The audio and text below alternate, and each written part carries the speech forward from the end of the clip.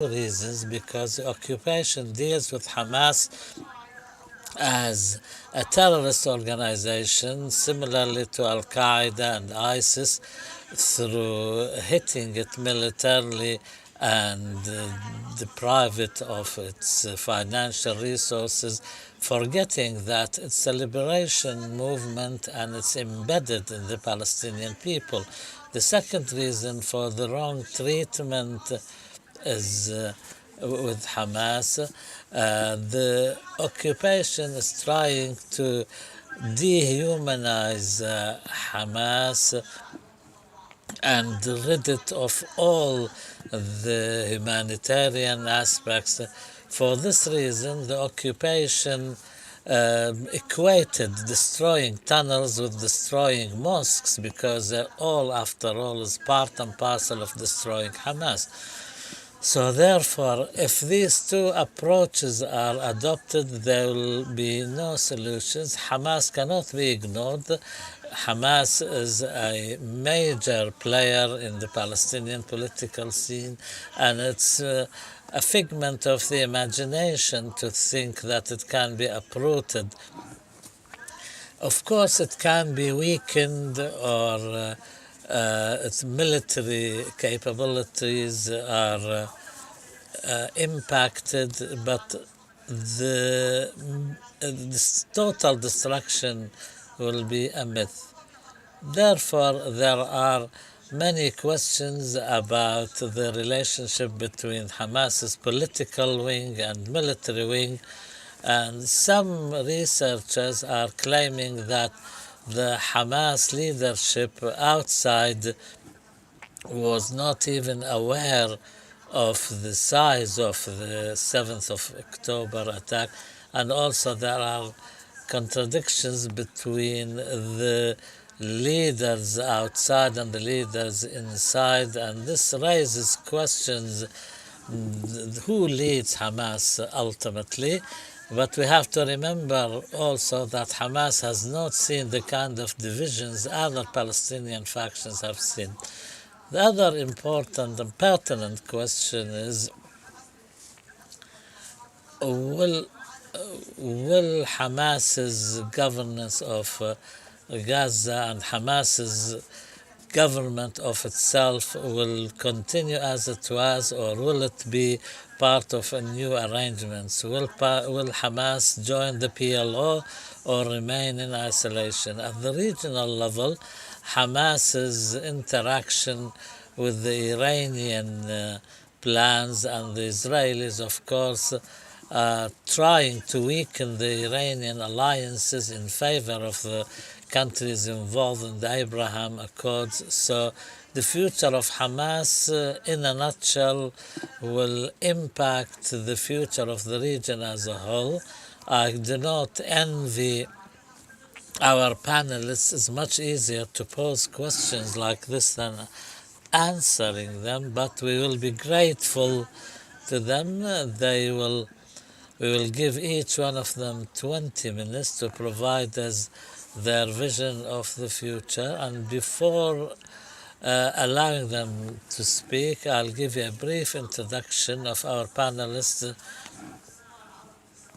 They all have one thing in common, at least. They specialize in Hamas and Arab-Israeli affairs. Please allow me to introduce Dr. Tarek Hammoud, Dr. Leila Seurat, Dr. Mouin Rabbani, researcher and analyst in the Arab-Israeli conflict. Please, Dr. Mouin, please, the floor is yours.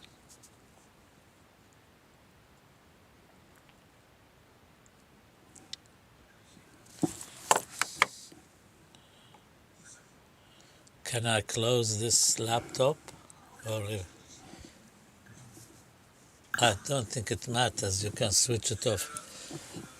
Thank you very much. And please, if you allow me, first of all, I'm not a doctor.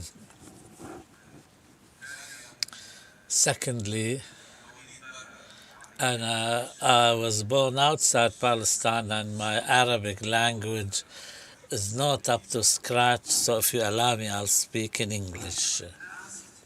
The topic of Hamas in the aftermath of the war on Gaza. It's a topic that makes a number of assumptions: that this war will have a defined ending and aftermath, that there will still be a Gaza Strip, and that the Islamic resistance movement, Hamas, will continue to exist within it.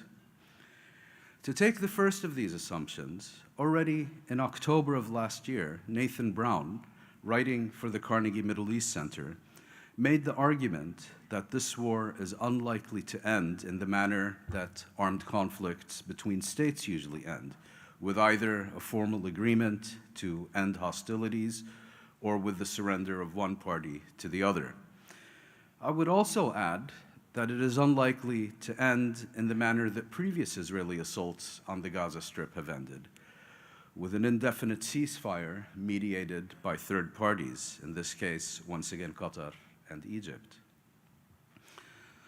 I think Israel's model for its current campaign is Operation Defensive Shield, which it conducted in the West Bank in 2002 at the height of the Al-Aqsa Intifada, namely to break the back of Palestinian governance and of Palestinian armed movements, and then to conduct a war of attrition in coordination with a new and pliant Palestinian leadership to further fragment the Palestinian resistance and reduce it to a nuisance that is constantly on the defensive rather than a capable threat. The problem for Israel is that it is now fighting its longest war since the armistice agreements of 1949, and the repetition of defensive shield appears increasingly unattainable. While the Israeli military remains an effective and efficient killing machine and is second to none when it comes to slaughtering defensive civilians with air power and long-range artillery, it has at the same time demonstrated itself to be a mediocre fighting force, particularly in ground operations and close-quarter combat. We already saw this in 2006 in Lebanon, in 2014 in Gaza and elsewhere. In such circumstances, Israel is less able to deploy its overwhelming advantage in firepower and technology. Until recently, it had been my view that Israel remains capable of achieving a clear outcome, but that it was unprepared to pay the price in Israeli military casualties, in economic losses, and in regional and potentially international repercussions. I've now come to a different conclusion, that for this Israeli military, victory is unattainable, full stop. The best it can hope for is a reality akin to that in southern Lebanon during the 1990s, or the 6 northern counties of Ireland under British rule: occupation without control and attrition. And like in Ireland, attrition will not be limited to the territory in question. In this case, insurgency is likely to continue in the West Bank, where Israel has, despite a years-long campaign, failed to pacify much weaker and more fragmented adversaries. Rebellion may also once again encompass Israel itself. The possibility that Palestine's regional allies will continue their armed campaigns until Israel ends its aggression should also not be discounted. Will the above scenario cause Israel to cut its losses, accept an indefinite ceasefire, withdraw from the Gaza Strip, and focus on the retrieval of its captives? Or will it instead throw good money after bad and continue its campaign? It's a difficult question. I suspect that for an army that collapsed like a house of cards on the 7th of October, that attaches primary importance to its powers of deterrence, and that is desperate to show its Western sponsors that it remains a valuable and reliable instrument of their regional interests, accepting failure will not come easily. Indeed, I believe it is the Israeli security establishment, more than Netanyahu, that is desperate to continue this war in the hope of achieving something that can be presented domestically and internationally as an Israeli victory. This brings us to the second assumption, that the Gaza Strip will survive Israel's genocidal campaign. Compared to the 6th of October, the Gaza Strip already looks different from space. Ethnic cleansing, what Zionism calls transfer, remains a strategic objective.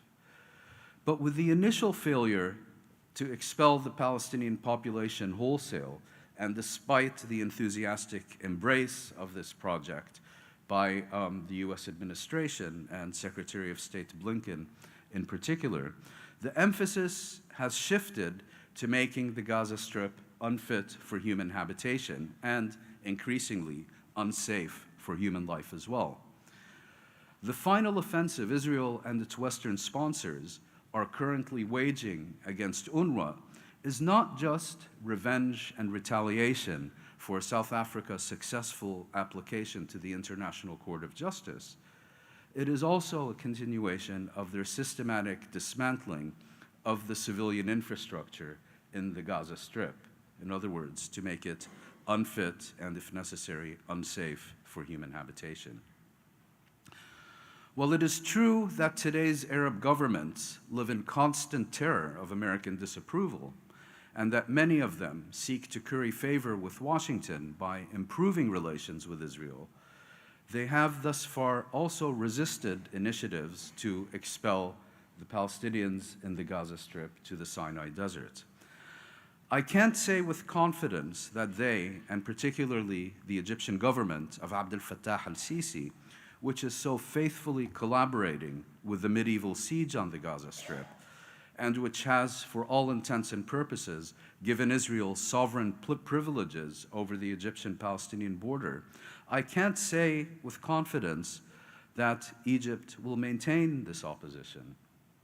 But it does appear increasingly unlikely that Rafah will be opened in only one direction. This brings us to the future of Hamas, both within the Gaza Strip and as a movement. Since the 7th of October, I've consistently maintained that Hamas's primary motivation in launching its offensive into southern Israel was to irrevocably shatter the status quo. Some call it Operation Prison Break.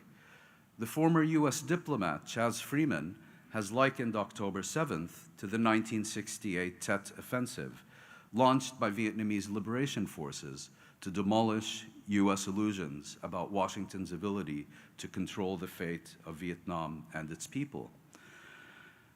But a status quo that had become so intolerable that Hamas felt compelled to shatter it also poses, as we have seen in recent months, very significant challenges. Within the Palestinian political arena, the Palestinian Authority has taken the position of a silent and uninterested spectator, jumping to life only when its own role in the future of the Gaza Strip is raised, or when Israel refuses to transfer Palestinian tax receipts to Ramallah. Had Mahmoud Abbas opposed Israel's genocide against his own people with the same passion and energy deployed to retrieve PA funds from Israel, many more Palestinians might today still be alive. As it stands, Abu Mazen's willingness to engage with Western proposals to install him as military governor of Gaza has intensified efforts to depose Hamas in the Gaza Strip. At the regional level, I don't take claims that Hamas sought to sabotage an imminent US-Saudi-Israeli deal particularly seriously, primarily because no such deal was imminent. If I'm wrong and it was imminent, a mountain of Palestinian corpses would have had as much impact as did the 1982 siege of Beirut and Sabra Shatila massacres on Egypt's separate peace with Israel. In other words, it wouldn't have had an impact. As for the failure of the formal Arab order to lift a finger in support of the Palestinians,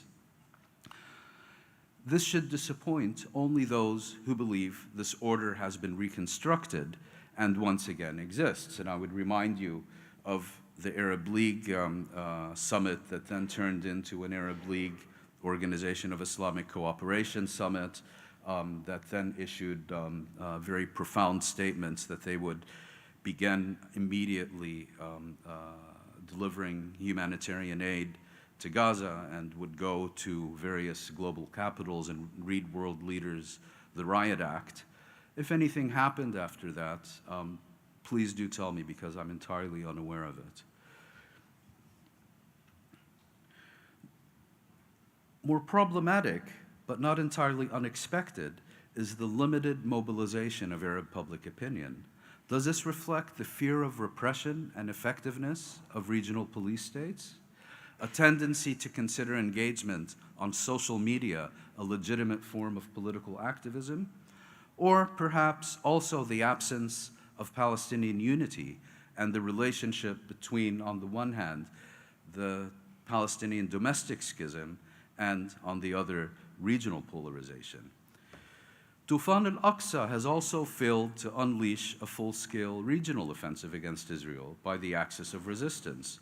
For this, Hamas bears the primary responsibility. For reasons that may be understandable, Hamas did not properly coordinate with its coalition partners. And for equally understandable reasons, its coalition partners are acting according to their own interests and agendas. October 7th, 2023 was not a joint operation like the 6th of October, 1973. Had Syria acted unilaterally 51 years ago, would we be as enraged by Sadat's unilateral acceptance of a ceasefire behind al-Assad's back? I don't think so.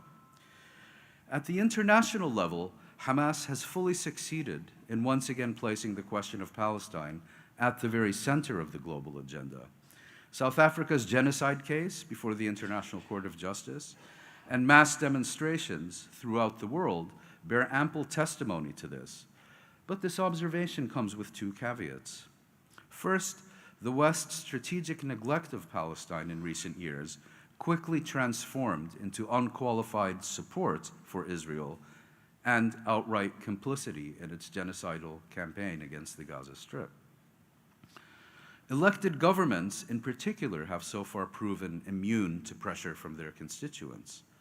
At the same time, if leaders like US President Joe Biden or UK opposition leader Keir Starmer lose rather than gain votes for siding with Israel, this will, I believe, prove to be a significant turning point. The traditional approach that Palestinians can safely be dismissed as irrelevant human scum by opportunist politicians, and that politicians gain by demonstrating contempt for Palestinians rather than support for their rights, this model will be no more. Second, the US and European Union have made clear that there can be no further engagement with Hamas, and that they fully share Israel's goal of removing the movement from power in the Gaza Strip. Yet the axis of genocide faces challenges of its own. There can be, unless Hamas is militarily defeated, it cannot be removed from power. And if it is not removed from power, it cannot be replaced. As mentioned previously, the situation is sufficiently complex that it is not one which either Israel or the Palestinians will initially come out clearly on top. But there is much that the Palestinians, both Hamas and others, can do to maximize their advantage. Most importantly, Hamas will need to resist the temptation to translate its vastly enhanced popularity and credibility, particularly outside the Gaza Strip, into a campaign for hegemony over the national movement. My sense, and this is admittedly based on limited exposure, my sense is that many of Hamas's leaders understand this central point. I have for many years been of the firm opinion that no attempt to resolve the multidimensional Palestinian crisis can succeed unless and until Abbas departs or is removed from the scene. But serious discussions about the integration of Hamas and Islamic Jihad into the Palestine Liberation Organization, about a new national program, and about the rejuvenation of the national movement can already begin yesterday and may, in fact, accelerate the process of leadership renewal. And by leadership renewal, I do not mean replacing one leader with a new one, or the appointment of a new leader to replace the old, but rather a new leadership model that responds to the existential challenges confronting the Palestinian people during these critical times. More locally, if Palestinians present a united front about Gaza governance, more to the point, about Palestinian governance, they will immeasurably strengthen their hand against those foreign powers who presume they have the right to audition, select, and appoint Palestinian leadership, and to restrict its authority once appointed. If the diverse Palestinian leaderships reach agreement on a new leadership model and negotiate a formula for power sharing, or at least proper consultation and collective decision-making, it doesn't really matter who forms the government, because it will be approved by and represent all concerned, and its key decisions will have to revert to this new leadership model. While governance, reconstruction, public services, and the like are important, and certainly in the current circumstances of critical importance, they are also only part of the agenda. The strategic objective remains self-determination in one form or another. And so long as Oslo reigns, there can be no self-determination. And Oslo, as we've seen in the past 30 years, is not a process that can be transformed into one that achieves self-determination. Consolidating Israeli control and creeping annexation is baked into Oslo's very DNA. In conclusion, I would argue that the main challenges facing Hamas in the months ahead are not Israel or Israel's Western sponsors, but rather the negotiation of a new Palestinian political system in which Hamas and others are full partners. Thank you very much.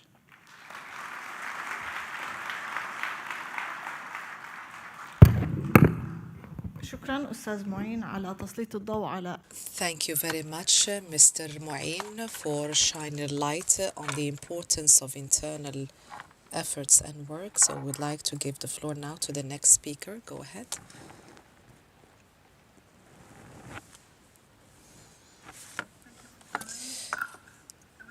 شكرا لقدومكم. أريد أن أشكر المركز العربي لدعوتهم لي للمشاركة في هذا النقاش. نقاشي هو يتعلق بمكانة حماس أو مكان حماس بعد الحرب. أولا حماس كجهة حاكمة، وكذلك حماس كقوة سياسية في الحركة السياسية الفلسطينية. من غير الواقعي أن نفكر باندثار حماس كحركة مسلحة أو كحركة. إذن حماس تم وضعها في وضع مهيمن، وبالتالي يكون من الصعوبة مكان تجاوز الحركة في الوضع الذي اعتبرت حكومة بايدن أنه سيتم استبدالها بالسلطة الفلسطينية. وبالتالي بلينكن قال إن حماس ليس بإمكاننا نتخلص منها تماما. وعندما نبدأ من هذه النقطة فإن الهدف من هذا العرض هو الرد على السؤال التالي: كيف غير 7 أكتوبر توازن القوى ما بين الحركات الفلسطينية المختلفة؟ وهل بإمكان الحرب أن تسمح لحماس أن تدخل إلى المنظمة؟ قبل الرد على هذا السؤال أود أن أرد من خلال تحليل تطور موقف حماس vis-à-vis the Palestinian institution, both the PA and the PLO. After its victory in 2006, Hamas largely mobilized the Palestinian Authority institution to gain recognition. Hamas' positive view of the PA can already be found in its election platform, Change and Reform Bloc, which stated that the PA will support the Palestinian program of resistance and intifada. This positive approach toward the PA also appears in the prisoners' document in June 2006, which calls for the protection of the Palestinian Authority as the heart of the future Palestinian state. A decade later, this positive approach towards the PA is no longer. Having failed to gain recognition through different national unity agreements with Fatah in 2007, 2011, 2012, Hamas made the decision to withdraw from official representation in government.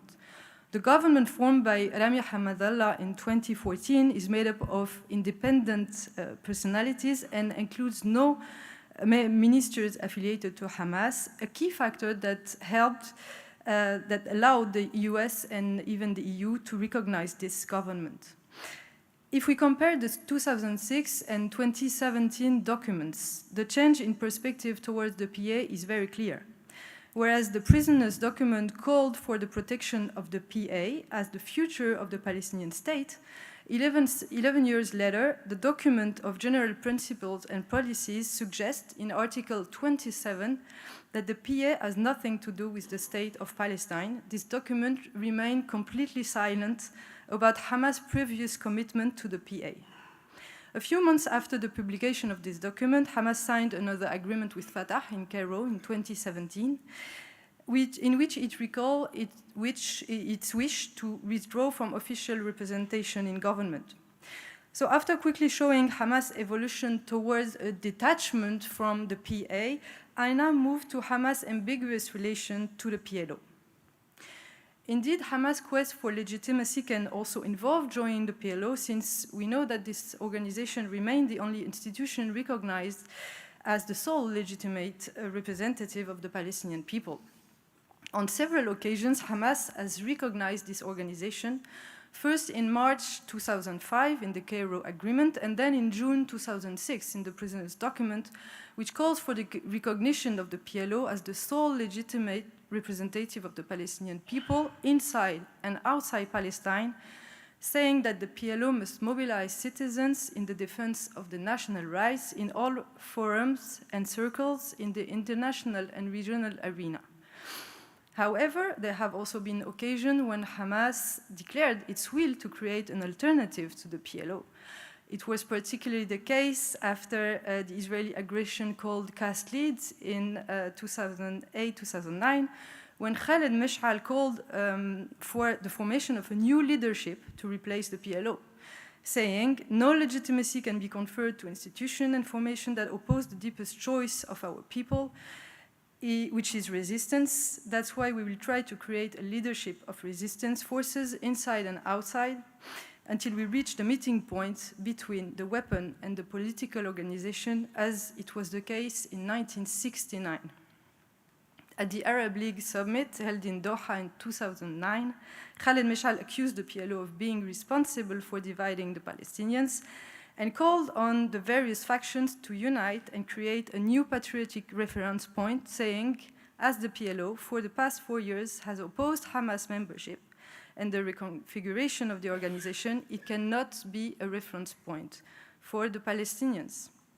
After this episode, several Hamas leaders tried to defuse the conflict, explaining that Mesh'al's aim was simply to put pressure on the PLO leadership and to achieve reform. And since then, Hamas has tried its best to avoid appearing as an alternative and has demonstrated its willingness to integrate the PLO, as in Doha Agreement in 2012, or during the preparation for the election due to be held in spring 2021, since shortly before Mahmoud Abbas canceled the election, Hamas and Fatah had found a common agreement. Hamas would cede the presidency of the PA to Fatah in exchange for its participation in the election of the Palestinian National Council, which is the PLO legislative body.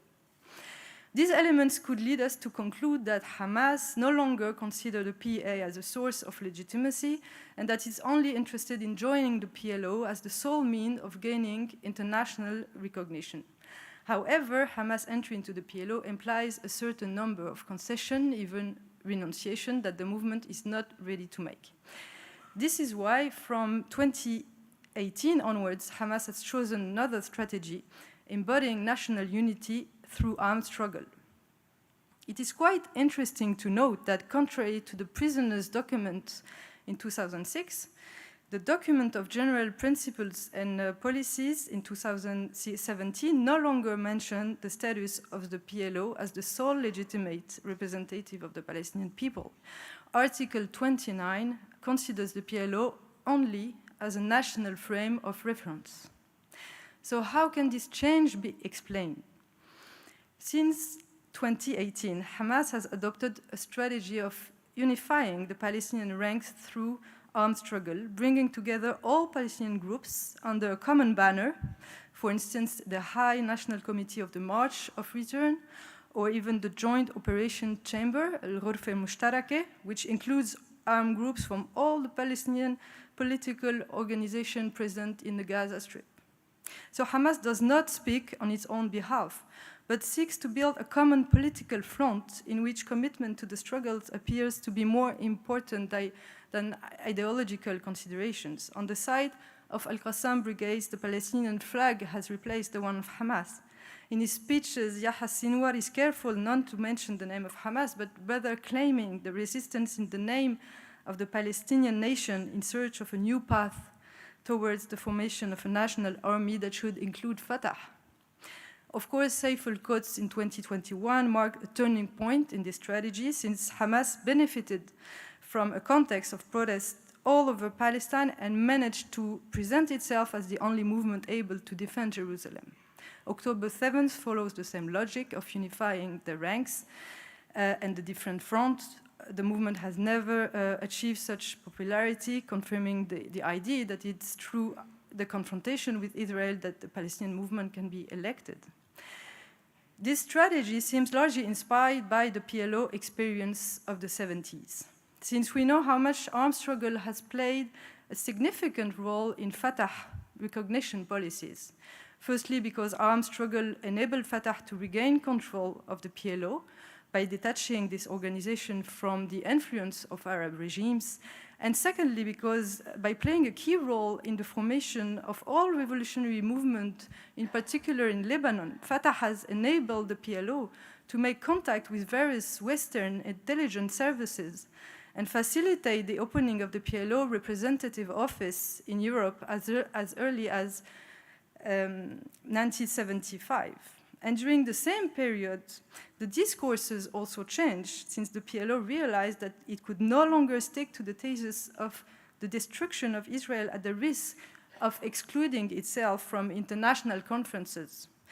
That's why in 1974, the PLO adopted the strategy of staged solution, stating that it will use all means, first and foremost, the armed struggle to liberate the Palestinian territory and established an independent national and fighting authority for our people over any part of the Palestinian territory that is liberated.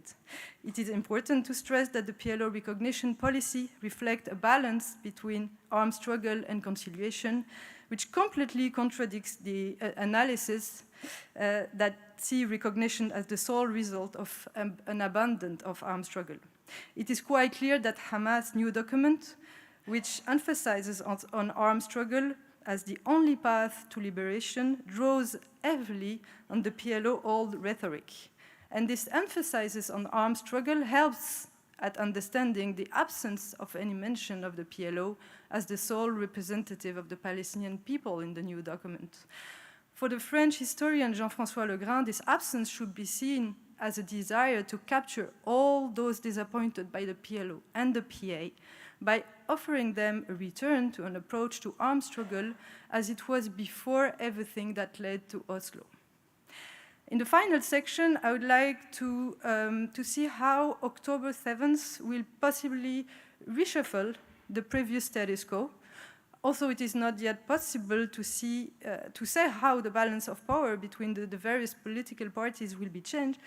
It is clear that any Hamas military victory could lead to political gains. October 7th has reactivated dialogue between Jibril Rajoub and Salah al-Aruri before his assassination, a dialogue aimed at both setting up a government of technocrats and promoting Hamas' entry into the PLO. With regards to the formation of a government, Hamas should agree, as it did in 2014 and 2017, with forming a technocrat government. But while Hamas no longer wishes to embody official representation, the movement cannot afford to be excluded from the file of reconstruction, as Ismail Haniyeh mentioned in one of its recent speeches. Such an agreement could be facilitated by Egypt and endorsed by the US. Concerning the possible entry of Hamas into the PLO, the first option is to consider that being in a dominant position, Hamas could renegotiate its entry into this organization according to its own principles, conditions. For Ismail Haniyeh, the war has created an opportunity to unite the Palestinian ranks. In January, during his speech at the Freedom for Palestine conference in Istanbul, he called for a reorganized PLO that would include everyone, saying it is time to put all the causes on the table. Do not let this moment slip from our hands. He said that rebuilding the PLO based on democratic principles would involve respecting the goals of self-determination, state building, and the right of return. Yet, it does not say anything about the means of the struggles, and the means of the struggle is a major point of difference between the PLO and Hamas, as according to Prime Minister Mohammed Shtayyeh, Hamas, the Prime Minister considered that Hamas before October 7 is one thing and Hamas after is another thing, stressing that the dialogue will be only possible if Hamas is prepared to accept the PLO political platform. Otherwise, the status quo will remain. If some sources pretend that Hamas members in Doha are ready to make some concession and accept the agreement reached between the PLO and Israel, even including the recognition of Israel, none of these sources have been confirmed by Hamas leaders, and there is nothing to suggest that the leadership in Gaza would agree on any of these concessions. We know that Hamas rejects the PLO charter as modified by Arafat under the pressure of the United States, since this charter canceled, one, the point of historic Palestine, and two, the point on armed resistance.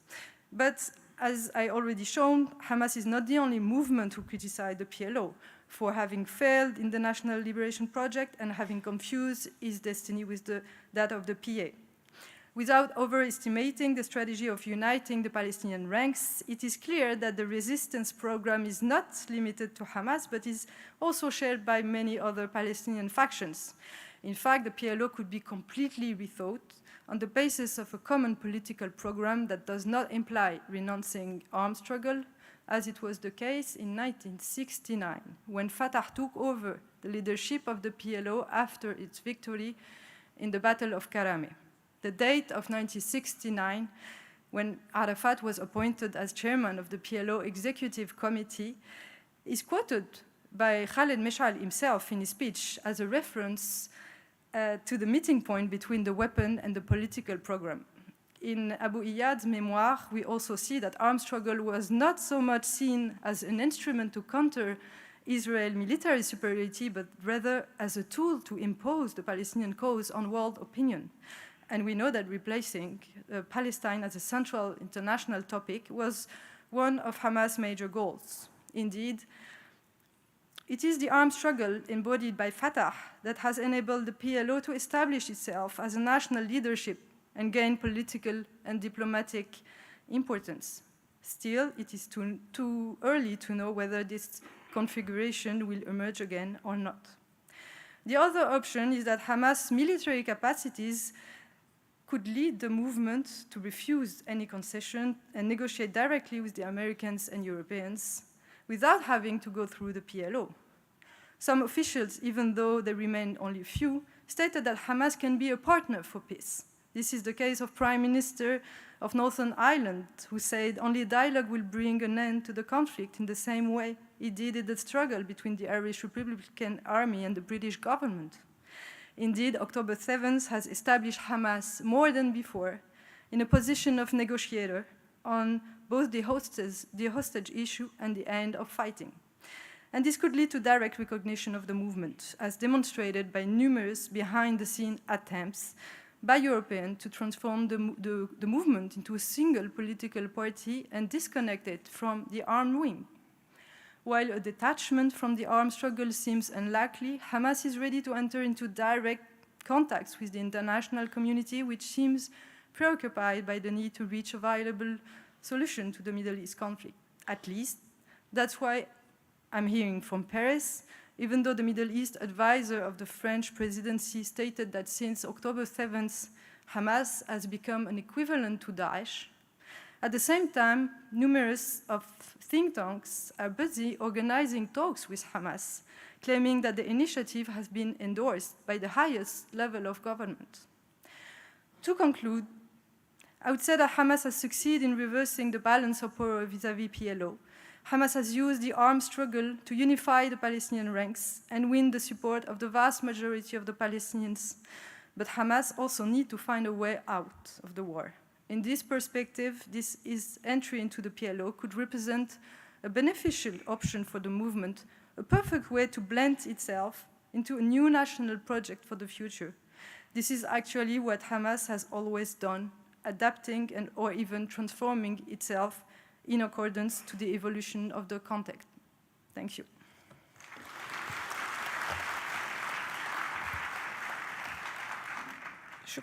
شكرا دكتورة ليلى والتي ركزت. Thank you, Dr. Leila, who concentrated on the internal context. Would like to give the floor to Dr. Tarek. The floor is yours, Dr. Tarek.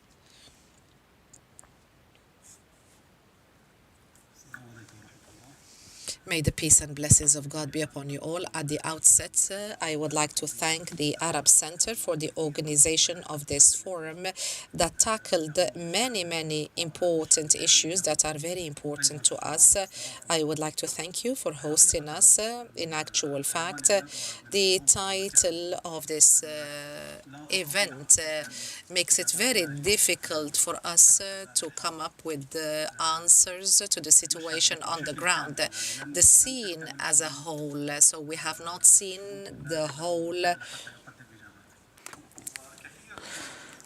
Maybe many of our colleagues and commentators try to approach the current scene from through the lens of previous events like the previous wars and conflicts, but today's scene, I think the closest other event I can make my approach based on is the invasion of Lebanon, and also because what Israel calls its red lines were crossed. This is what happened now in 1982, and also the Palestinians fought ferociously in defense of their refugee camps, and also at the same time the same international attitude that is to agree with Israel killing thousands in case of its self-defense or whatever. The estimates were at that time 20,000, some said 50,000, and 1% of the population were killed, yet there was international acquiescence to Israel carrying on killing civilians in these large numbers. Also, some Israeli points of view try to approach the current situation, same time like suggesting that the resistance leadership should depart Gaza, and but there is difference. In the case of Lebanon, was different because Hamas's presence in Gaza, it's a movement on its own land. In the case of Lebanon, the Palestinian resistance presence in Lebanon was debatable.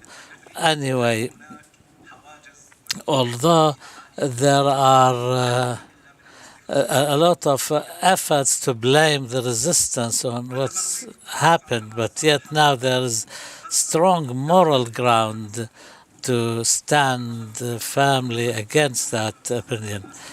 And despite the fact that many people are saying that Hamas's future is uncertain, but I say the war is still open, and the future of Hamas, Netanyahu, the Palestinian Authority, and the future of Israel itself is open to question after what was exposed when Joseph Borrell, I remember, compared Europe with the rest of the world, calling it a garden or something compared to the rest of the world, which is a jungle. All of that is brought into question now. The question still remains open, not in Gaza, but in the rest of the region, and it's a question which is difficult to answer in view of the uncertainty. Hamas's attack was so big that it would not allow Israel to respond with anything less than a war. And it revealed something that despite Israel's brutality today, that it appeared strategically weak, and even though that the war has continued for months now, Israel has not achieved any strategic outcomes.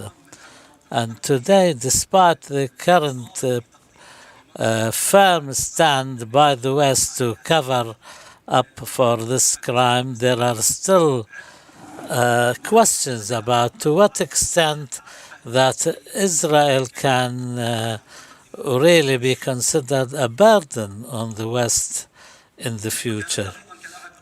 Also, Israel's position as a regional player can continue without allowing for the rights of the Palestinian people, and also Israel's position in front of its own citizens, that it can defend itself with fences and walls. And so for all of these reasons, I'll divide my intervention, Hamas's future, into two parts. First, the current situation and all the interactions of the war and the position of Hamas now. And secondly, Hamas's future situation. This is still uncertain, and we can hear a lot of ifs and buts about it. Until the 6th of October, Hamas was a division, a faction in Palestinian resistance, and it was part of the division. And it was not up to the aspirations of people. And despite Hamas's strong defense of the Gaza Strip vis-a-vis Israeli aggression, yet it was required to do a lot and to give in to the demands and the diktats. Of course, Hamas had to deal with that and deal with the aftermath of the siege and all the political and other forms of pressures and the standards of living of the Gazan people. So therefore, Hamas gave some exceptional answers in the past, for the likes of which the PLO received a lot of recognition and legitimacy. Despite Hamas's ability to defend its people, it has also managed to manage the affairs of the Gaza Strip despite the limited capabilities, and also managed to build up the weapons and the ability to defend and deal pragmatically in dealing with the likes of Egypt as a neighboring country. And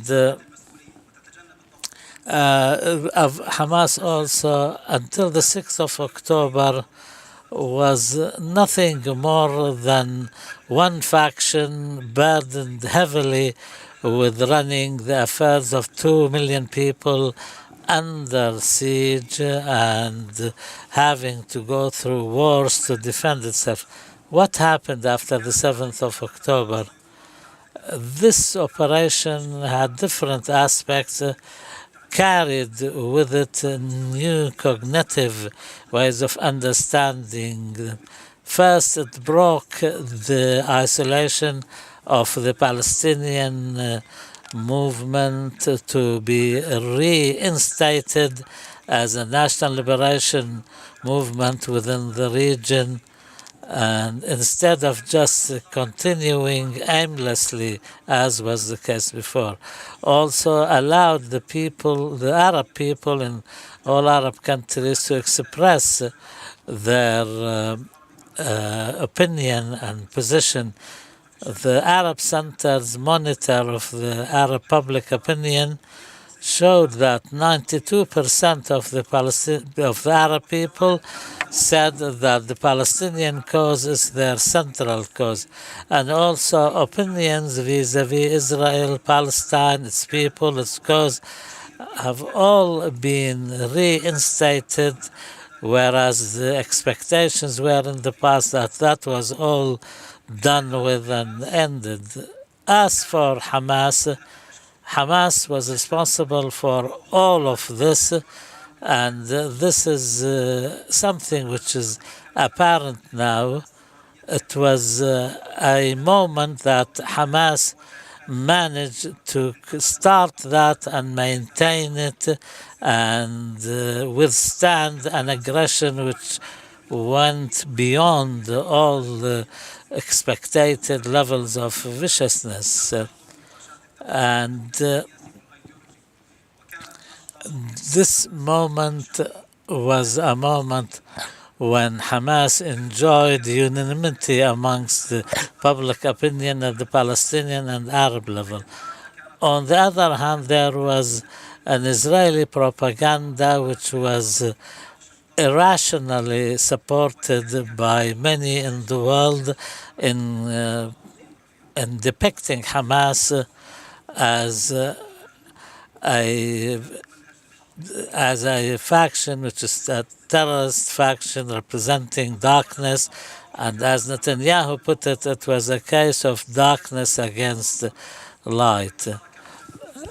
And at the same time, there was a movement in Western countries calling for a ceasefire, and by mass swathes of people who rejected the official stance which blindly supported Israel.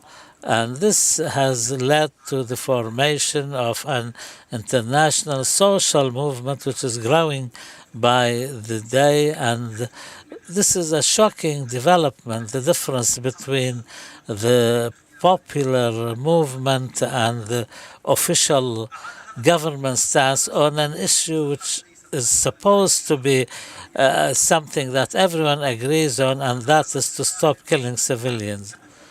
Hamas now appear to be the only side which is standing against aggression and defending the Palestinian people, and Hamas managed to document its fighting, and which reflected what the street, the Arab and Muslim street, wants.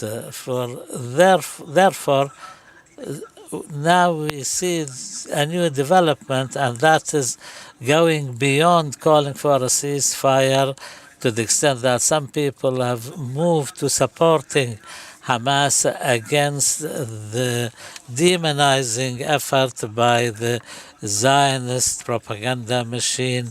And many people in the world now express directly or indirectly that Hamas is a liberation movement. And also Hamas is showing itself now as Hamas which is for the Palestinian state, and not the opposite as it's the attempt to show it to be. And Hamas was the player which broke the status quo and encouraged everybody to jump in to the fray, and for most regional and international players now are aware of this. In the second part of this presentation, we'll talk about the future of Hamas as one of the biggest popular movements in Palestine, and also Hamas in view of the international regional.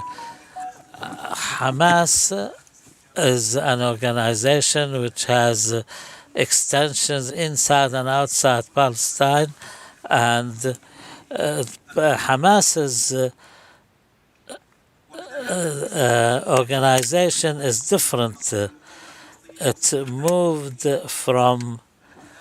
moving from a Muslim Brotherhood peaceful organization into a liberation movement, and it's difficult to imagine that this war will not move Hamas into a new level. And also the question about decision making within Hamas and the military and political wing and the different leaderships inside and outside. Hamas has been flexible in its decision making, which can be amended in every session, leadership session, taking into account the developments and changes inside and outside. Hardly any 4-year periods pass in the history of this movement without such changes being made, and despite Hamas's age of 36 years of a military as well as political organization going through so much change. And also when we're talking about elections, not only the US and the UK, but Hamas is 1 year away from elections inside the leadership circles of the movement. So now there is more than ever a necessity to open up to the historical experience tells us that in 1989, for example, when a political leadership outside was formed, and 2006 also when Hamas formed the trilateral system of leadership. That was the biggest change then, but this war will probably be even bigger, and it will be difficult for Hamas without making changes to the current system. As for the leadership between the political wing and the military wing, the war showed that Hamas is one organization, but there are different structures. Despite the legitimacy of this question, sometimes there is a lot of exaggeration. Al-Qassam is an independent entity, and the tradition within Hamas is the military wing carries out its responsibility in almost independence from the political wing. But yet what happened in this war, the impact was so big that it has allowed for this debate to be renewed. Now I think we have to understand that Al-Qassam has a different structure. They have their complete structures, hierarchy, which is different than the West Bank. Hamas in 2006 benefited from the idea of the executive or the military wing based on the previous Palestinian Authority structure and a force of 6,000 fighters, mainly from Al-Qassam. And then there was other structures for policing and security, and that was followed later on with the formation of new organizations or sub-organizations. Hamas has or looks at Gaza as its main political power base or bastion since 2005. And sometimes it's imagined that, or the Israeli narrative, in fact, says that Hamas tries to build up its military capability at the expense of people's needs and suffering. Gaza is Hamas's political center, yes, in a way, But in other aspects, this is not the case. For this reason, Al-Qassam's role in negotiations with the leadership abroad will probably turn the role of Hamas into more of a fighting military power than a political one. Gaza is the only part of Palestine where the work of the Muslim Brotherhood inside the Palestine of 1948, their existence was ended. In the West Bank and Gaza, it continued, and Gaza played a role in reuniting the Muslim Brotherhood. And despite all the leaders, the general guides of the Muslim Brotherhood used to reside abroad, but they all came from Gaza. Also, despite the fact that there are many Western-based research which looks at Hamas as Gaza and Gaza as Hamas, I think we really need to go a bit beyond that to understand how we should answer the question on the day after. It will be difficult to strip Gaza of Hamas or Hamas of Gaza, and everyone who's trying to find a question for the day after. Hamas after the war, in essence, is Hamas after the borders of Gaza, Hamas's political position, Hamas's position within the Palestinian national movement. Nobody in this room can imagine the role or the Palestinian national movement without Hamas, and Israel's practices now and before makes us think that any scene without Hamas or the resistance factions will be avoided. Today, the collective consciousness of the Palestinian people should be based on one that absorbs all factions, based on the huge sacrifices made by the Palestinian people in Gaza, which secondly should lead to the birth of a new formation of the national movement.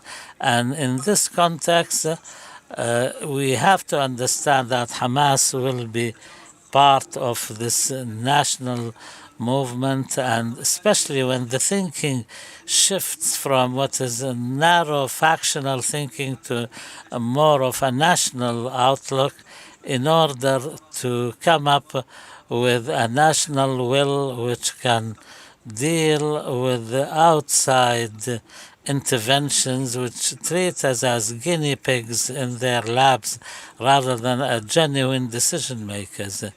Regardless of the outcomes of this war, I think the general conviction at the national level on the importance of Hamas's participation, and there are many factors today which lead to the thinking that Hamas can be accepted within the national movement, and first of all to accept Hamas's role, and secondly Hamas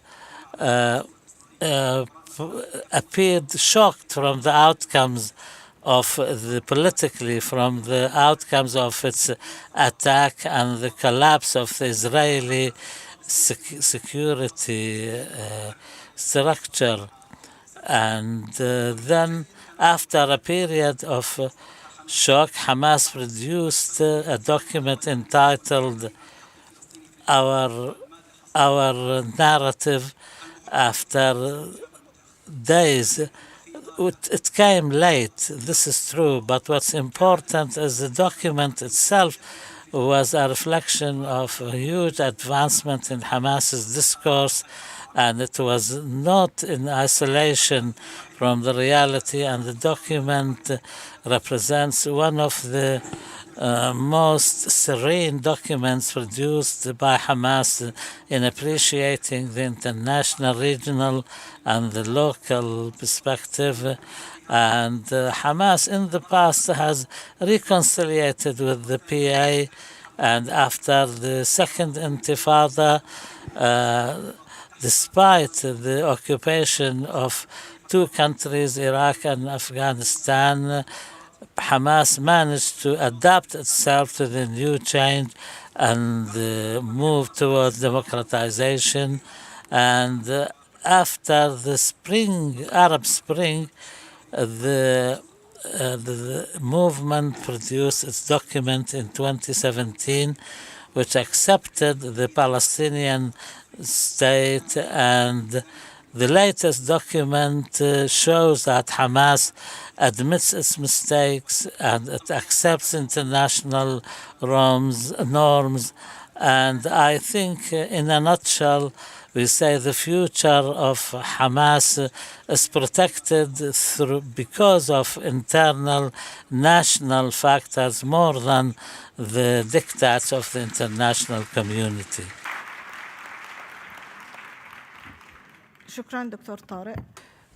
Thank you very much, Dr. Tarek. We'd like to open the floor for questions and answers. So we kindly ask you to introduce yourselves and decide or indicate who the question is posed to. We kindly ask you to use the microphone as well. We would like to start with Dr. Ibrahim.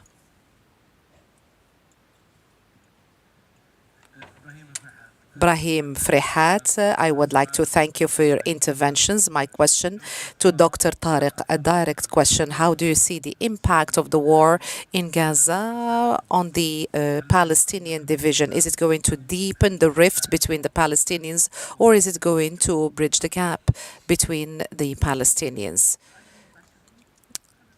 So 2 more questions, and then the person at the back.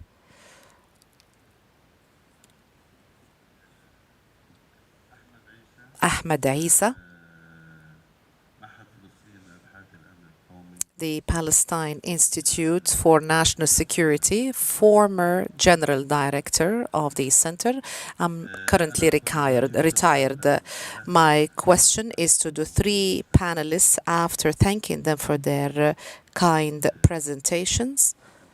But before I pose my question, I would like to clarify for 1 minute that the 7th of October and what came after that, the aggression that came after that, that has reached 130 days, they have reached the peak of their total aggression on the ground, aggression against holy places, on people. This is when it comes to Palestine, but when it comes to the Islamic and the Arab levels, so they even undermined Islam in the name of Abrahamic religion, which is a new religion, as far as I understand the matter. So they want to make normalization of relations and their forged accounts they want to justify it from a religious perspective. So what I noticed here is that confronting such aggressions and such acts by Israel, and that was described as being the operation that is close to a myth. So we're talking about the Sunni armed forces. This is when it comes to Palestine. But when it comes to the regional level, those who support the forces of political Islam, the Sunni armed forces, are the forces of the Shiite armed forces. So my question, are we now in the process of seeing a unity between the different schools of thought? is political Islam in Palestine? Has it reached this phase of evolution or development where we have seen such a mythical act that was displayed on the 7th of October, whereby it tries to reintroduce nationalism as it happened after the Nakba, and also the reintroduction of Palestinian identity, which leaned on the Nakba that had led to the establishment of the PLO and the different factions. So my third question, please, very briefly, please, brief and direct questions, is what is happening at the regional level? Is this a new introduction of Arabism, which is in conformity with Islam? So let's take a question from this side of the hall. My name is Horia from Tunisia, and I have come from Berlin. First, I would like to say congratulations to you all. Yes. So you have been speaking, you've mentioned the crux of the matter. So Dr. Leila, I have a question to you. When you talked about reconciliation and you reconstructed the history and negotiation between Hamas and Fatah, I have a question that I would like to pose. It seems that you know a lot the literature of Fatah and Hamas, but when we talk about a reconciliation between the two parties, can we talk about a recognition of what Fatah wants and the preconditions that it wants to have? So up to now, the only state that does not have delineated borders, or so they do not have delineated borders. So how can Fatah deal with that? So the colleague behind you, so their borders are not demarcated, so how can they do so? So I would like to thank the different speakers. My name is Hamdis Hussein. I'm a researcher. My question is as follows. Why is Hamas being dissected in the discussion? So what is the aim and objective of dissecting the movement Hamas, more than talking about the other parties and their role in the liberation project? It is very important also to talk about the other parties and why is the Hamas joining the PLO with other resistance group? Why is it delineated as it is going to be the rescue that is going to be lead to rescue us in the Palestinian situation? This question is to whom? So please indicate to whom you address your question. Hussein from Sudan. My question is to all the panelists. From the first day, you talked about unifying the ranks and ending the divisions. Can we talk about a representation of Hamas in the PLO? So this is the first presentation that I would like to talk about. Can we talk about a representation of Hamas without any agreement with Fatah? Dr. Khalid Lahroub. Now we're going to have another round. So this is the first round. We're going to give the opportunity to the panelists to respond, and then we're going to have a second round. We're going to come back to you. So we see all the hands raised, but we're going to give you the opportunity. Thank you very much to you all. I have an observation and then a question because I want to motivate the discussion taking place. I think when it comes to the achievements that have been made by Hamas, so their achievements are beyond expectations. Since their control of the Gaza Strip in 2007, so this was an achievement in its very limited perspective as a political party. So in 2007, they also achieved a military goal. In all these achievements, I think this was far beyond what we expected the movement can do. So this perhaps If this is an accurate observation, this would enable us to understand or appreciate some processes that the movement would undertake in different phases. There is another observation as well, more than a question. So in the different turning points that the political parties witness, perhaps there might be kind of an exit that can be constituted as considered as a formality. Perhaps, for instance, if the name changes, is this going to appease many other parties?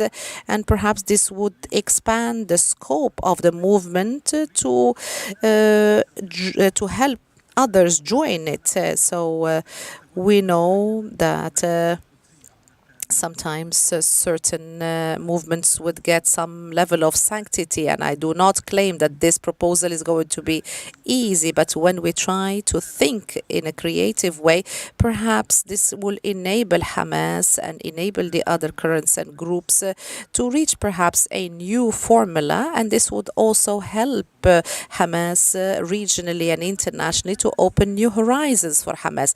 Would like to take 3 more questions, if we can take the microphone to the middle of the hall.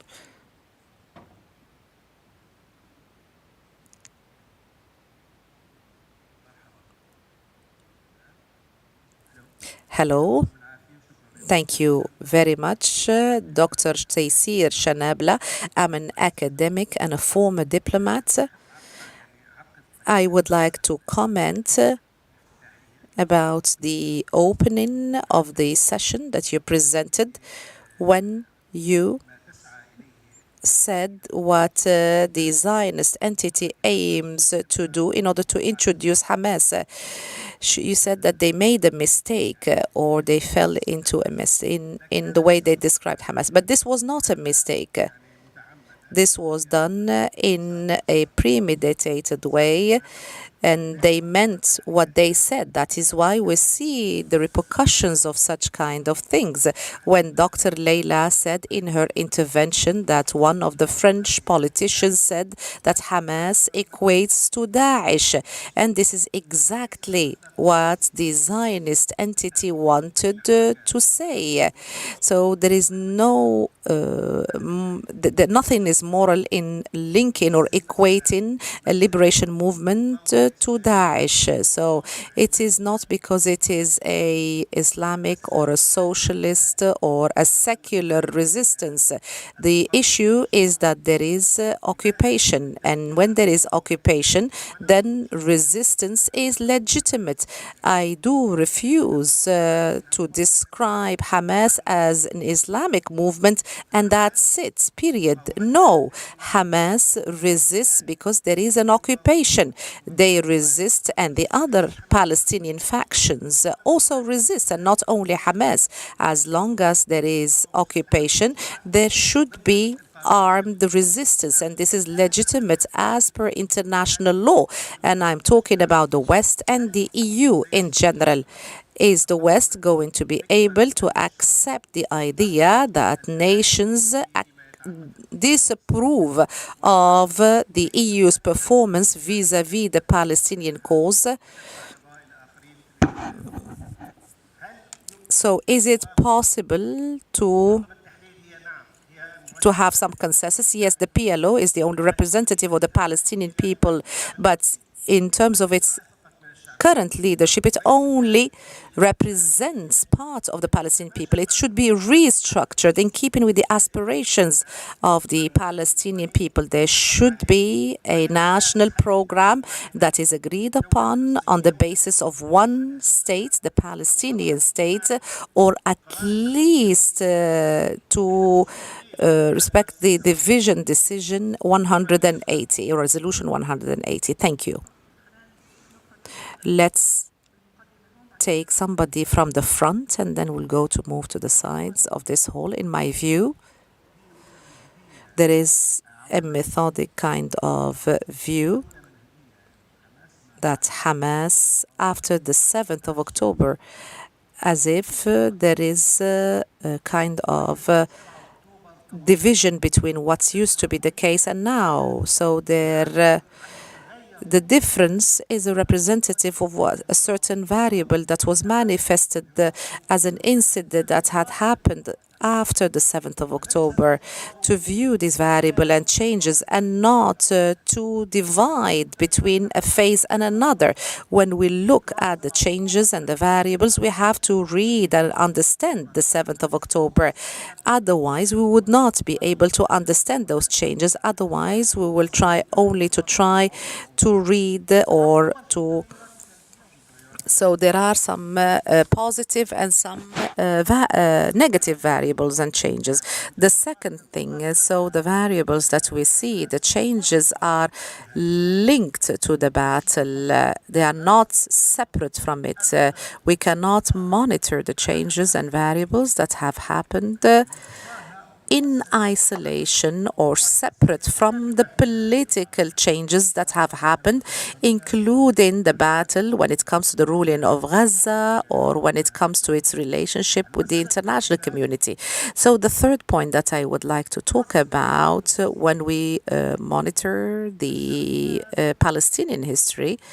So we have two kinds of legitimacies. We have a strife-based legitimacy and a political legitimacy. Is it possible for the battle to impose a certain kind of legitimacy and cancel another kind of legitimacy, to come up with a different kind of legitimacy which is linked to the Palestinian context?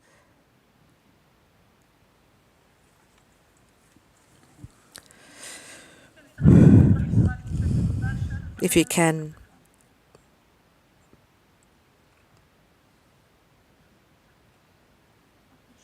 Thank you. I have two observations that I would like to express. My name is Khawla Al-Azraq from Palestine. Do you think that the real national dialogue between all components of the Palestinian efforts and work, all the national factions that are all unified or unified their ranks and try to reinforce legitimacy of the PLO as the only representative of the Palestinian people as a priority in this particular phase. The PLO is a weak entity, helpless entity that does not play an effective role in delineating the future trends of Palestine. But when you have a real will amongst Fatah, Hamas, and all components of the Palestinian people, don't you think that this should be the priority that we should all aim to achieve, and we should agree at least on a limited level of a political program based on the presentations that have been made? So resistance should not be limited to Hamas. We in Fatah, we adopt the concept of comprehensive resistance that Marwan al-Barghouthi has delineated in its totality while imprisoned, and we very much supports this kind of concept, which is to use armed strife in order to carry out our popular and national strife. We as fighters also, we have political ideas and thoughts, national thoughts that we try to achieve. So that is why resistance should not be limited to one group, and we have to recognize the effective role that had been made by all representatives of the Palestinian people, because we do not want the trend to be an exclusionary one, but it should be comprehensive and include all parties. Yusuf Abu Saud, my intervention is in keeping with the presentation by Mr. Mouin. I would like to thank everybody, first of all.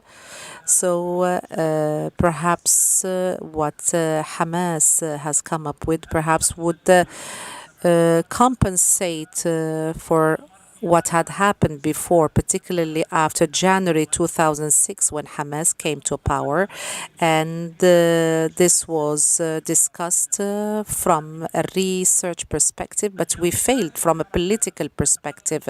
Now Hamas as a movement is advancing and it is being supported by many freedom fighters from different parts of the world. Isn't it time to overcome the failure that we have gone through, I mean, regionally and internationally? And my question is to Mr. Mouin. Today we live in a state of non-state actors, and this applies to Hamas. Isn't it time for the different Arab authorities and the international community, isn't it time to converse with it? So what is required for the Arab world and what is required when it comes to Hamas to reach such an aim? So microphone please to the middle of the hall. Go ahead.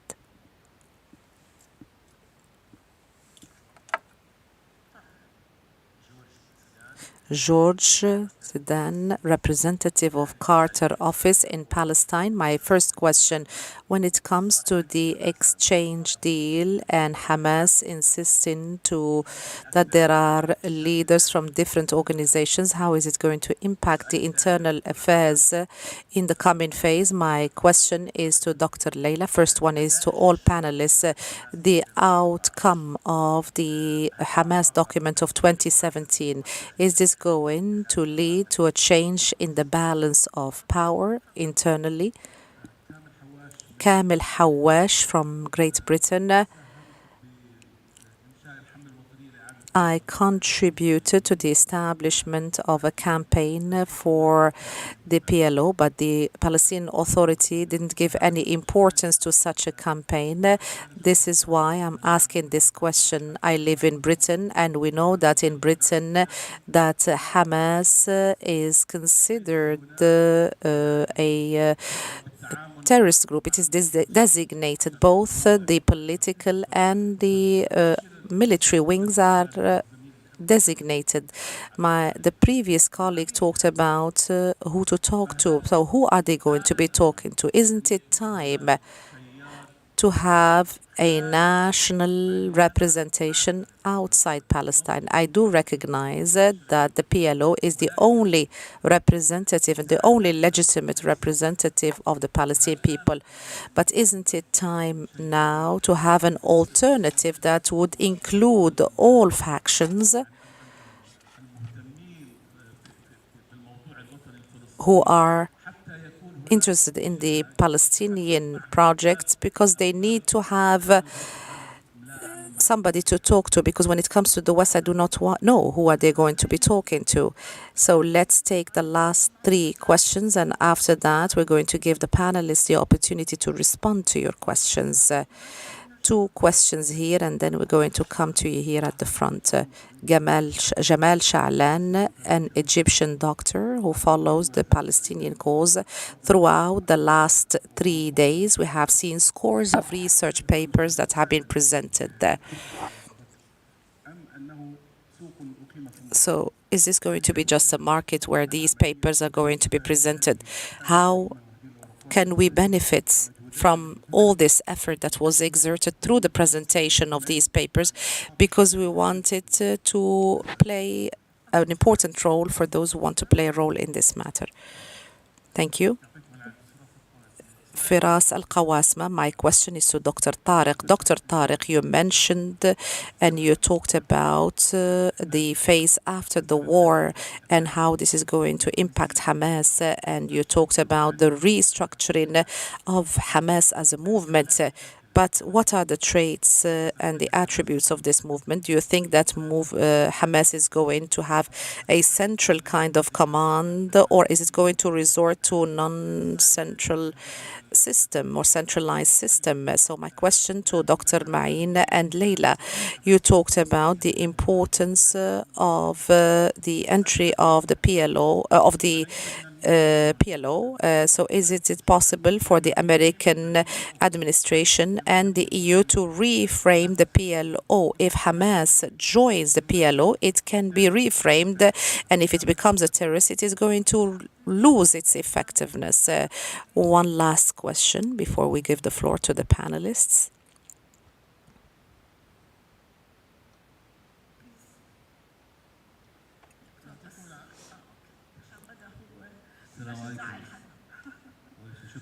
First of all, I would like to thank you for organizing this conference. I would like to thank you for the great interventions. Before posing my question, I would like to say that Hamas was able to drop a big rock in this context on what has happened. So it was a flood or a deluge or an earthquake, a regional and a local one. Hamas is part of a regional axis that helped fund Hamas, give Hamas the technology and weapons. Can Hamas join the PLO and enter into a peace process without solving the crises of this axis?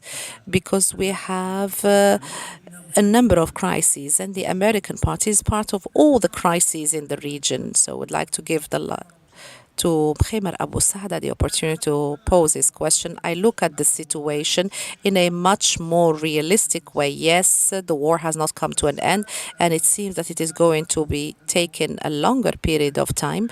In my view, there is a conspiracy taking place from all parties. There is a conspiracy against Hamas and resistance. And let's agree, even if Hamas is defeated, and it is difficult for Hamas to be defeated because it is a popular and ideological group, that it is very difficult to defeat. It will stay present and will keep on existing. Hamas, after this destructive war, is not going to remain as it used to be prior to the 7th of October from a political and military perspectives. And my question, I do not see that Hamas can impose its cards when it comes active player in the PLO. First of all, I do not think it is going to be allowed to join. I do not think that Hamas, after the war, it has the political strength or military strength that would enable it to impose its existence as a pivotal player after the end of the war. Let me first respond to the question posed to me. It seems that there has been a misunderstanding. I started with my opening remarks. I used or based my introductory remarks on my own point of view, and I was presenting Israel's position. When I said Israel was wrong, I meant by that Israel was wrong. Of course, when Israel describes Hamas as a terrorist organization, is wrong, but I was trying to say that Israel is wrong in assuming that. You have 5 minutes. فيما يتعلق 2017, I think the question was raised. Yeah. I think, yes, we should stress that Hamas has given a particular importance to armed struggle in this document. It has also given importance to pacific means, but it gives particular importance to armed struggle. And we know that Khaled Meshal played a significant role in this, in framing this document. But I think we should put this, we should see in this as a kind of compromise between different trends within Hamas, and particularly with Hamas in Gaza, who might have pushed for giving such importance to armed struggle, since we know that it also coincides with Yahya Sinwar's arrival in power in 2017 also at the same time. For the question on the USA, the United States and the PLO, I think for me it's quite the contrary. It's like we should also think how Hamas entry into the PLO could be also a way out for the US and also the EU to keep, to resume talks with Hamas without having to recognize the movement officially. Concerning the question on al-Musalaha, what I wanted to do in the presentation is to stress on this link between the strategy of uniting the Palestinian ranks through armed struggle, the strategy that was implemented by Yahya Sinwar himself since 2017 onwards, with the question of Hamas entry into the PLO. What was the objective behind this strategy? Was it to put pressure on the PLO and to facilitate Hamas entry, or to build an alternative and to remain as outside? I think Hamas wants to enter the PLO, but without making any kind of compromise. So it wants a return to the PLO of the 70s, actually. So, and I agree the PLO is now particularly weakened, that it's not profitable for Hamas to enter, and the final decision will probably, is probably in the hands of Mahmoud Abbas. The term Musalaha, we only use it for the discussion for government and not for the Hamas entry into the PLO. I don't know if I don't use collective data from Fatah Akhtar min Hamas, but I would say that Hamas agree for such compromise for a technocrat government, as I said. But the question is also, it remains in the hand, I think, of Mahmoud Abbas, because I think Mahmoud Abbas doesn't want to govern Gaza either. So no one wants actually to govern Gaza. I think that's it. Okay, Dr. Tarek. حقيقة الأسئلة معظمها دار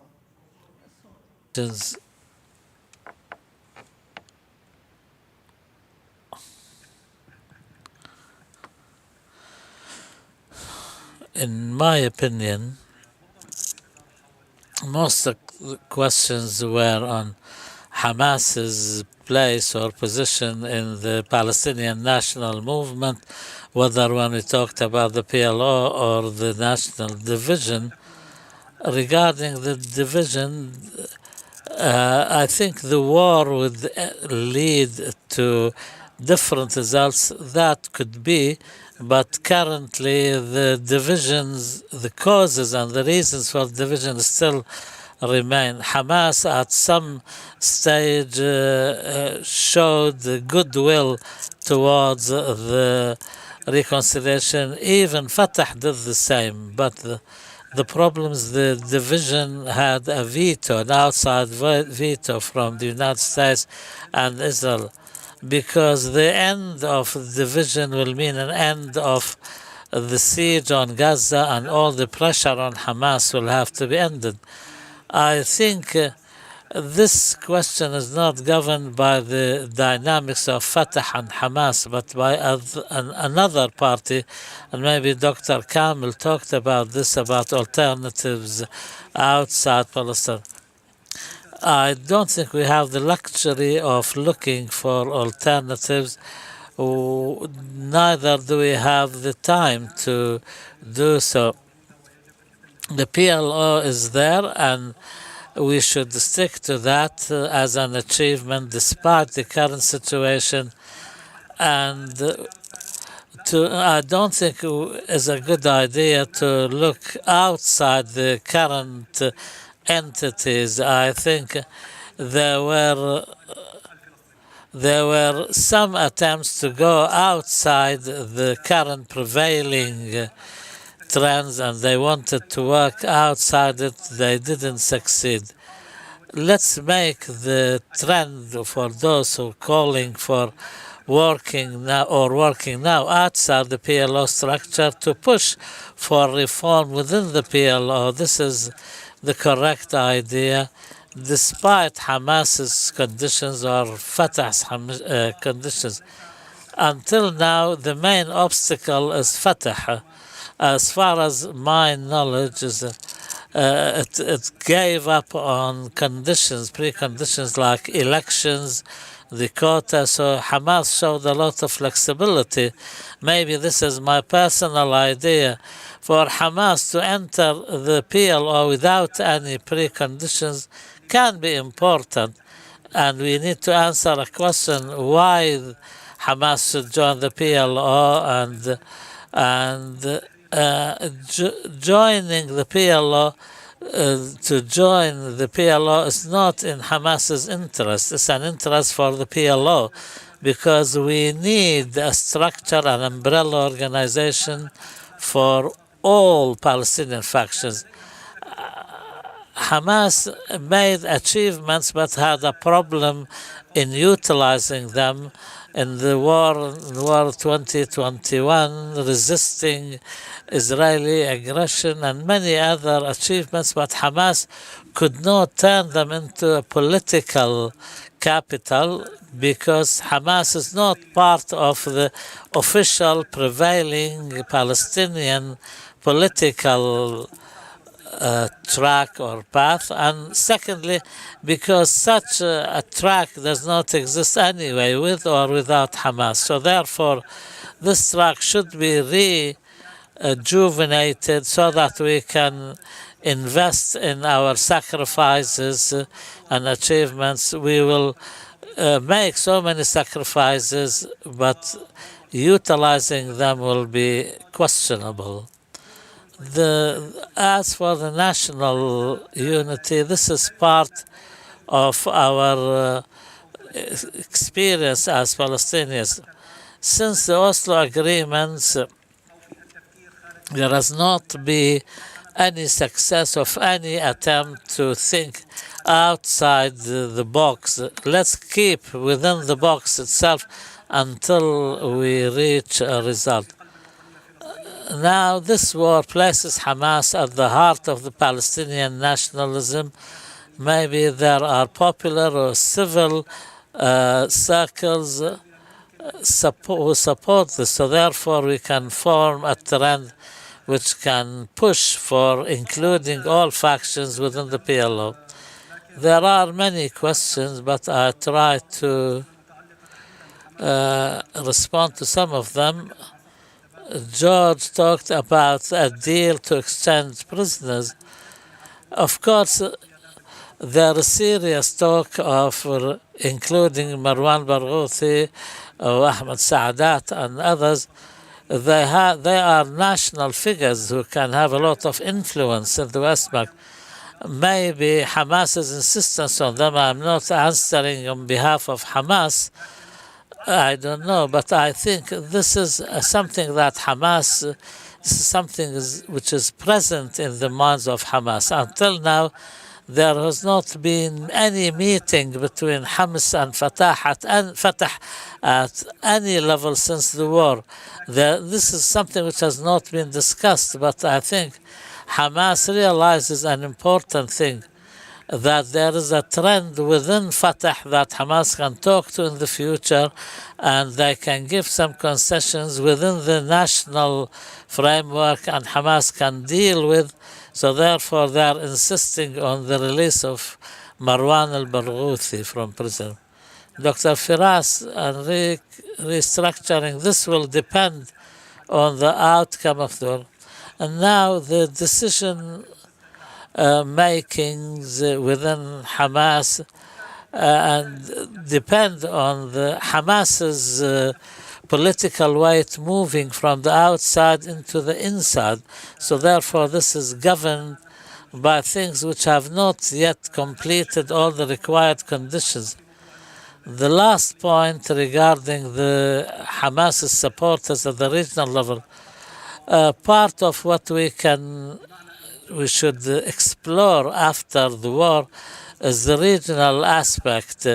The regional aspect, the access is there, but it seems that Hamas is not impacted that much by that, because this access did not get involved in the war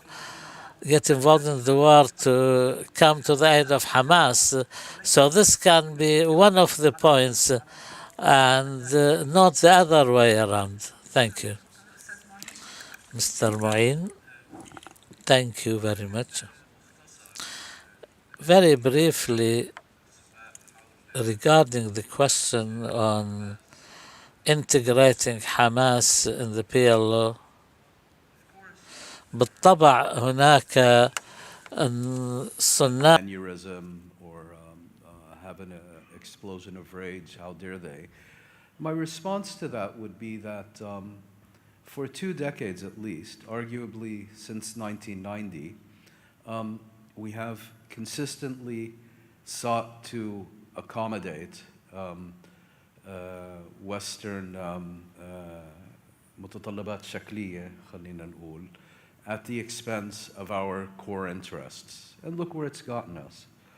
I'm also convinced that if we act in our own best interests, of course there will initially be protests and listings ومش عارف إيش, but in the end they will come round. There's an English expression, I believe it's English, bring the mountain to Muhammad. We will act in our best interest. اللي عاجبه أهلا وسهلا, واللي مش عاجبه يرجع يعمل كمان 20 دراسة حول المنهج الفلسطيني, زي ما هن يعني كل أسبوعين بعملوا دراسة جديدة حول منهج المدارس الفلسطينية. إذا بدهم يشغلوا حالهم بهذا المنهج من هون ليوم القيامة أهلا وسهلا, عندهم فلوس بيقدروا يعملوها. فأظن هذا كمان رد على السؤال اللي كان من هون ولا لا؟ شكرا. أوكي, شكرا للمتحدثين الثلاثة وشكرا للحضور. To our panelists and thank you all.